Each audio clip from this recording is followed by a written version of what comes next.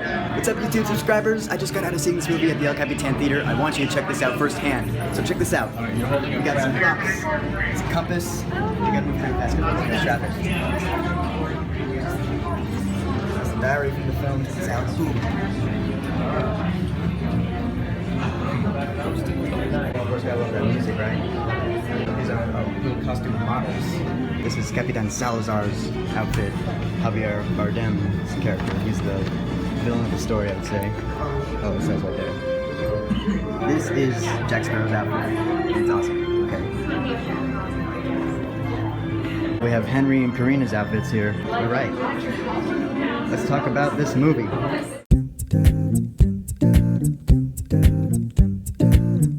Pirates of the Caribbean. Dead men tell no tales. I've been looking forward to this one because I'm a huge Pirates of the Caribbean fan. I've made videos about all the movies leading up to this. So in adventure number 5, we have a Spanish captain named Captain Salazar, played by Javier Bardem, pretty well, who's on a quest for revenge after Jack Sparrow, who really screwed him over in the past. So to help Jack survive, we have this young dude named Henry and an astronomer named Karina Smith, and Barbossa is also back because Barbossa is awesome. And now we have our 5th Pirates of the Caribbean movie with Pirates of the Caribbean classic action and stuff. And yeah, like I said, I'm a huge Pirates of the Caribbean fan. I love all the movies so far. The 2nd and 3rd and even the 4th one get a bad rap, but I like them. For what they are, that is. They're not meant to be taken seriously, they're just fun action movies. This new 5th and possibly final one is kind of a mixed bag for me, if I'm being completely honest. Because there were things I liked about it, but there were also some things I wasn't so crazy about. The setup, the first, I'd say 1/3 of the film was a bit convoluted, introducing all the new characters and story arcs. Like when it first got to Karina and setting her up, I was like, why exactly should I care? I mean, she's a cool-ish character, don't get me wrong, but she's not exactly as badass as, like, Angelica from the 4th one. And Henry's story I liked enough, although it does mix in with certain Pirates of the Caribbean lore that we've seen in previous films. But in order to pull that off, this movie does one of the worst things. I hate it when movies do this. I hate it more than a lot of other things when movies retcon. For those of you who don't know, retconning means they take a bit of lore that you know and they change it to make the story work in a new installment. Example, Avatar: The Last Airbender, awesome show. Then Legend of Korra came along and season 2 retconned a lot of the lore, and I was like, no, that's not what Avatar: The Last Airbender taught me. This movie kind of does the same thing. I was like, no, that's not really what the previous installments of Pirates taught me about this certain lore and how it works. However, like Legend of Korra, the story was still fun enough where I can just sit back and enjoy it if I could ignore the certain rule breaking that they did. Alright, let's get to the characters. Johnny Depp as Jack Sparrow is classic Jack Sparrow that we all remember. I still love seeing the Jack Sparrow isms, although when he starts out in this film, I was like,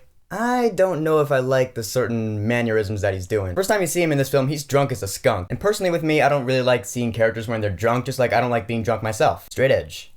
But then the movie goes on and you're like, alright, this is Jack Sparrow that I love, and yeah, I liked him in this film a lot. And Barbossa in this film is still the badass that I remember, and it's really cool to actually see a different side of him. This movie really explores his character in a really interesting way, and it might be another aspect of the retconning, but I just kind of lob that aside because I actually like the story arc that he goes through. Now, Javier Bardem as Capitan Salazar is really interesting in this movie because, first of all, the visual effects surrounding him, the way his hair kind of floats in the air, I like that. And his voice takes a little getting used to. He talks like this, Captain Sparrow. He plays a great villain, we all know that. We saw it in Skyfall, which is my favorite James Bond movie, by the way. So when he interacts with Barbossa, you can tell Barbossa is actually scared of this guy. We've never really seen Barbossa scared before, so I really like seeing that. Now, the newcomers, Henry and Karina, I'm not so sure about them. They're the fun, fresh new faces for a new movie like this. But in the end, they are the aspect of this movie that I really could have done without. It is important to the movie. The movie could not be this movie without these characters. That being said, they're just the part of the movie that I wasn't a huge fan of. The visual effects in this film, for the most part, were really good. There were some that could have been cleaned up, like the young Jack Sparrow. I thought that could have been cleaned up a little bit, although I love how they even made him sound younger. That was really good. And some of the big fluffy visual effects, they could have been cleaned up a little bit. And the humor in this film, some of it really fell flat. I'm not talking I could just brush it off. Some of it was like,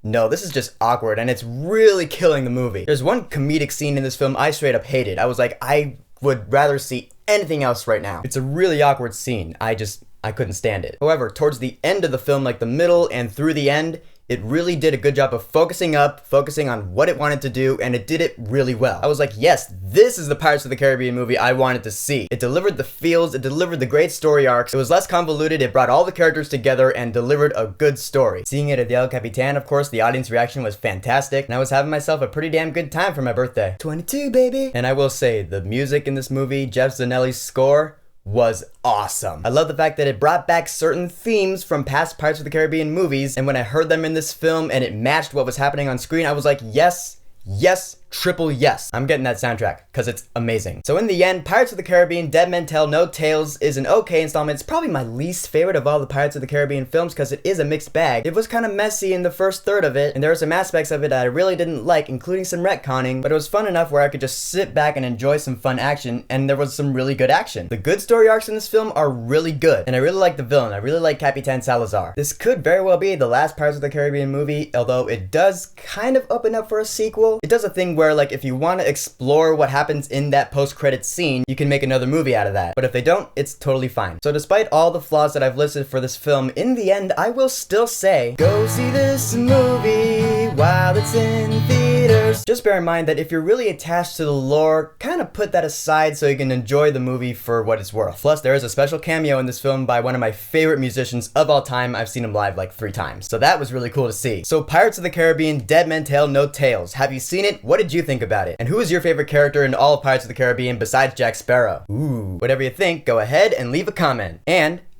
don't forget to subscribe.